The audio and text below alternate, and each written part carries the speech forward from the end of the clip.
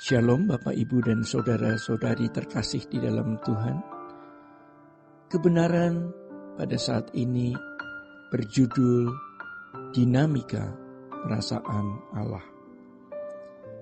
Saudara-saudara, Tuhan mau mengajarkan kita satu hal yang luar biasa, yaitu bagaimana menjadikan Yesus sebagai Raja di dalam hidup kita.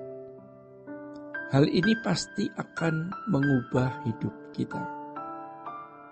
Kalau kita bisa mengerti, memahami, dan melakukannya.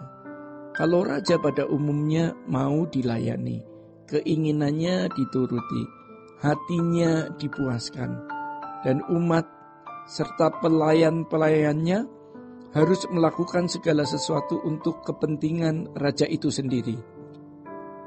Berbeda dengan Tuhan Yesus. Dalam Matius pasal 25 Tuhan Yesus berkata kepada sekelompok orang, "Aku berkata kepadamu, sesungguhnya segala sesuatu yang kamu lakukan untuk salah seorang dari saudaraku yang paling hina ini, kamu telah melakukannya untuk aku." Kalau kita bertanya kepada Tuhan Yesus hari ini, bagaimana aku menjadikan engkau sebagai raja dalam hidupku? Jawaban Tuhan pasti, kenakan hidupku, kenakan perasaanku, kenakan pikiranku. Di dalam penghakiman nanti orang-orang dari agama manapun, manusia siapapun yang berbuat sesuatu untuk orang lain dalam kasih, maka hal itu diperhitungkan sebagai perbuatannya untuk Tuhan. Walaupun dia bukan orang Kristen, mengasihi sesama seperti mengasihi diri sendiri itu diperhitungkan oleh Tuhan dan dihargai. Maka dikatakan di dalam Matius 22 ayat 37-40. Dan hukum yang sama seperti itu. Kasihilah Tuhan Allahmu dengan segenap hati, jiwa, akal budi, kekuatan. Tentu ini berlaku bagi orang yang memiliki dan mengenal Allah yang benar. Tetapi bagi yang tidak mengenal Allah dengan benar, tidak bisa. Namun ada hukum yang sama sekali seperti itu. Ada hukum yang sama seperti itu, yaitu kasihi sesamamu sama seperti kamu mengasihi dirimu sendiri. Saudara-saudara, orang-orang di luar Kristen jika mengasihi sesama seperti diri sendiri, maka orang itu dihargai Tuhan. Jangan heran kalau nanti ada orang-orang yang masuk surga, mereka yang mengasihi sesama seperti diri sendiri. Kalau bagi bangsa Yahudi, bagi bangsa Israel, umat perjanjian lama, umat pilihan secara darah daging, mereka harus mengasihi Elohim Yahweh dengan segenap hati, jiwa, akal budi, kekuatan, yaitu dengan melakukan hukum Taurat. Jika mereka melakukan itu tidak bisa tidak, mereka juga pasti bisa mengasihi sesama seperti diri sendiri. Sebab dari 10 hukum Allah, hukum pertama sampai keempat itu mengatur hubungan antara Allah dan umat. Tetapi dari hukum kelima sampai terakhir itu mengatur hubungan horizontal antar manusia. Jadi kalau hukum yang pertama sampai keempat dipenuhi, hukum yang kelima sampai ke-10 nanti dipenuhi juga, itu bagi umat pilihan perjanjian lama. Lalu bagaimana kita, umat perjanjian baru, apa bedanya? Hukum ini tidak ditiadakan, tetap berlaku. Tetapi dalam kehidupan umat perjanjian baru, mengasihi Tuhan dengan segenap hati, akal budi, kekuatan, tidak cukup dengan melakukan hukum-hukum tersebut secara harafiah. Kita yang memang didesain, diproyeksikan, direncanakan untuk kembali segambar dan serupa dengan Allah, harus sempurna seperti Bapa, memiliki pikiran perasaan Kristus, memenuhi hukum itu.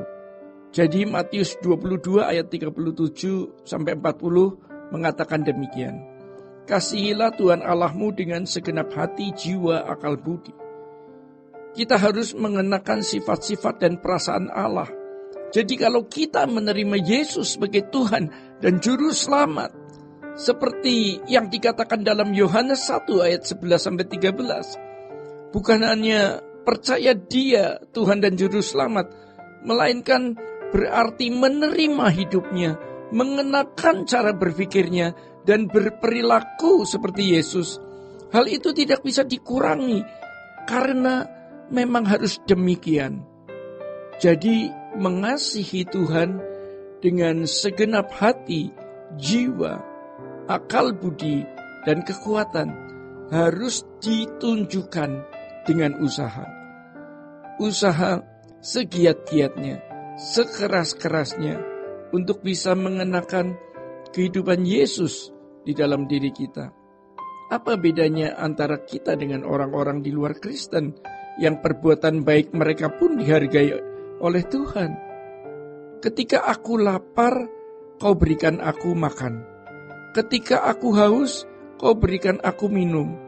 Ketika aku dalam penjara, engkau melawat aku. Kalau orang-orang di luar umat pilihan melakukan itu sebagai hukum yang harafiah berdasarkan rumusan kalimat, tetapi kita yang mengenakan Tuhan Yesus, artinya memiliki pikiran dan perasaan Tuhan Yesus. Dan kita menerjemahkan pikiran dan perasaan itu di dalam tindakan kita. Apa yang Tuhan mau lakukan melalui hidup kita untuk orang di sekitar kita, kita lakukan. Bukan berdasarkan rumusan kalimat yang kaku atau memang tertulis demikian, melainkan berdasarkan dinamika perasaan Allah. Firman Tuhan mengatakan bahwa Allah menulis hukumnya bukan hanya kepada umat pilihan, melainkan untuk suku-suku bangsa yang juga mempunyai Taurat di dalam hatinya. Maka jangan heran, mereka juga punya hukum-hukum yang seirama dengan 10 perintah Allah secara tidak langsung. Hal itu membuktikan bahwa Allah yang benar adalah Allah Israel. Jadi bukan sesuatu yang aneh kalau orang-orang di luar umat pilihan juga bisa berbuat baik, bisa mengasihi sesama seperti diri sendiri. Dan Tuhan menghargai hal itu. Bapak, Ibu, dan saudara-saudara yang terkasih di dalam Tuhan, demikian kebenaran pada saat ini. Tuhan Yesus memberkati. Sola Gracia.